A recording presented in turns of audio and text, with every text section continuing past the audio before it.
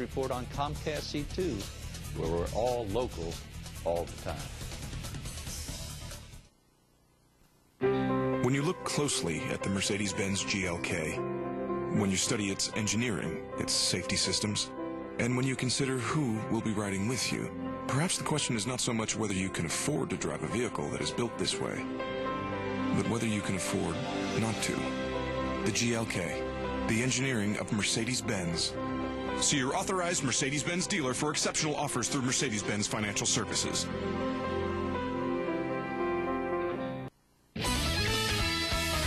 Welcome back to the Savage Report. I'm Andy Savage. We're talking about the growth of the cruise ship industry here in historic downtown Charleston that is causing so much concern that the city may be placed on an endangered list by the National Trust for Historic Preservation within just weeks. Join us now are two downtown restaurant owners, John Keener from the Charleston Crab House and Beth Ann Crane from Muse Restaurant and Wine Bar. John, cruise ship passengers have been coming to town regularly now. How does it affect your business?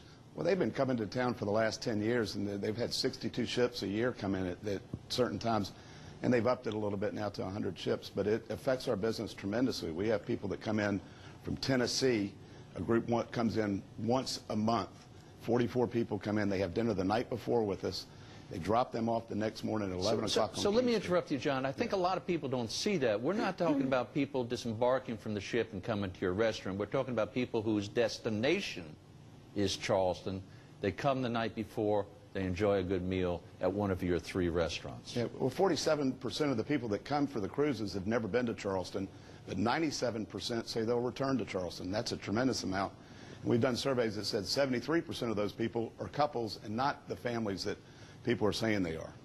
Well, John, is the focus too much then on the people coming off the ship with this theory that they're only coming here for a couple of hours? That's what I'm hearing from other people in the restaurant business that say they think they know where these people are coming. We've got actual data. We've done surveys to show exactly where and why these people are coming to Charleston. Beth Ann, one of my favorite spots to eat is on Society Street between Meeting and King Street at Muse Restaurant, where I can take my wife and my children and my grandchildren and sit on your terrific porch. How is the cruise ship industry going to affect that ambiance?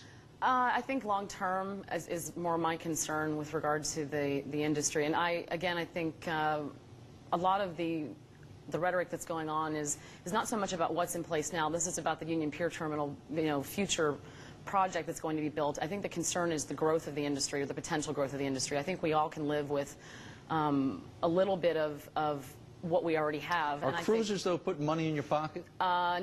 Personally, no. I've only honestly been able to pinpoint one group of people that's eaten at my establishment in the last year that was cruise driven. And granted, I'm not market oriented with regard to geography. No, but you're high end. I mean, you got the linen tablecloths and all that sort of stuff, right? And how are your colleagues in the restaurant industry doing? Is it just your restaurant that's not getting the business, or are all restaurants of your status not getting them? I think restaurants at that level, at that status, are definitely saying that they're not seeing the direct correlation with regard to business. That's my understanding with some people that are at the higher end of dining. What's the average meal? What's the average cost in your restaurant? For a meal, I mean, an entree is between... A night out, two people. A night out, two people is probably about $75 to $100. And John, what's yours? Probably $50. So you have three restaurants, John. One is downtown, right in central downtown Charleston. You have one out on the Wapu Cut area on James Island. You have another one up in the north part of Mount Pleasant. Where are you seeing this impact, downtown or in your two peripheral restaurants? We're seeing it at both. At James Island in particular, we see the people that come in and stay in a West Ashley hotel overnight. They come to dinner with us the night before, and then they take the cruise the next morning. But what they're doing is they're shopping downtown the next morning. They're going down in King Street. I was at Jackson Davenport, and there was a guy getting on a cruise buying a $200 pair of glasses. And well, if he can afford to shop at Jackson Davenport, he can certainly stop by and have lunch or dinner at Muse. Well, I think the one thing is that people don't walk in and say, hey, I'm a cruiser and I'm going on a cruise tomorrow. They just come in and have dinner quietly, and then they leave. We know for facts that we've done surveys that show that they do go to these high-end restaurants. They do have dinner at the Magnolias and the Hanks and the Blossoms downtown. But, John, the only thing that I'd question here is those surveys. Who's doing them? They're done by the port, aren't they? They're done by the port, but they're exit surveys of people that are leaving the cruises and getting on the cruises. So they're actual people that, and anybody's welcome to do a survey. And I do surveys in the restaurants and on Market Street, and just talking to people there and asking where do they go, where do they stay, and they'll stay at the Doubletree Inn right downtown at a high end, or they'll stay at Charleston Place. Well, John, what you point out that I haven't really been tuned into, and I haven't seen much in the press about this, is the impact that it's having in your industry, not just downtown, but, you know, on the Wapuka, James Island. I think that's huge. Yeah, it's having an overall effect. All the West Ashley stores, they're real happy about the cruises because they come out there and shop. Brooks Brothers downtown just notified us that somebody had left a suitcase at home, and their kid went in and spent $1,000 in 30 minutes to buy clothes. So there's a lot of people that are being impacted. Yeah, probably wasn't a very happy cruise. Beth Ann, there was a sign at one of the cruise ship rallies last week that read, "Jobs, not snobs." Is this an issue? Is this something we ought to be talking about, that, you know, the John Keener's Bud Light crowd is not as welcome as perhaps the Muse Fine Wine I honestly Dine? think that that's sort of the white elephant in the room in a lot of ways. I don't think people really want to touch that issue. I think the political correctness aspect of it is definitely touchy.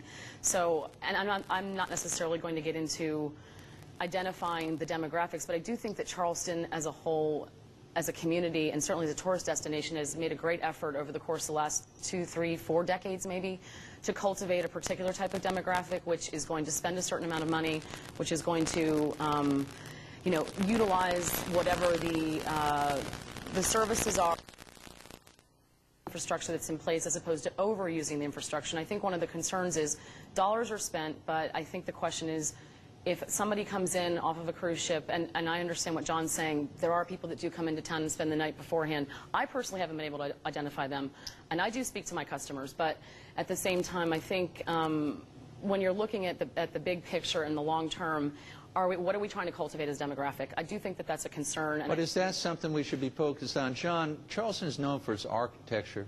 It's known for Spoleto, the Food and Wine Festival, all these wonderful things. Are you worried that the makeup of the typical Charleston tourist is going to change and that travelers with money are going to go to Savannah or elsewhere?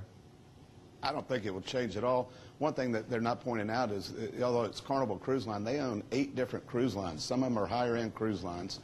And some of these people coming on cruises maybe now are in that economic area where they can... We always have to go, but I want to ask Beth Ann, should we then be negotiating with Carnival to bring in their higher-end I think we should. Cruisers? I mean, I think we should. And I think that what John just said, I understand there's a lot of rhetoric out there about the Cunard, the Queen Mary, the Seabourn cruises, but if you look at the total numbers of people that are coming off of those ships, of the 189,000 people that are actually coming off of cruise ships a year at this point, I would venture to guess that not more than 5% of them are coming from a Seabourn or another Cunard type vessel, and I think that's what... You know, this is such an important topic, John. We only have a minute. Final word. Well, you know, there's 4.5 million people that come visit Charleston every year. We're talking about 150 to 175,000 people, which is 3 to 5% of the whole tourist industry that comes here. So it's a small segment that everybody is saying is going to make a terrible impact. I disagree with that. I think, you know, out of the 4.5 million people, there's a lot of other segments that they could go after. John Keener with the Charleston Crab House and Beth Ann Crane with Muse Restaurant. Thanks for sharing your 2 very different downtown business perspectives on the cruise ship industry. And when we come back, jobs versus quality of life. More on the future of cruise ships in Charleston coming up next.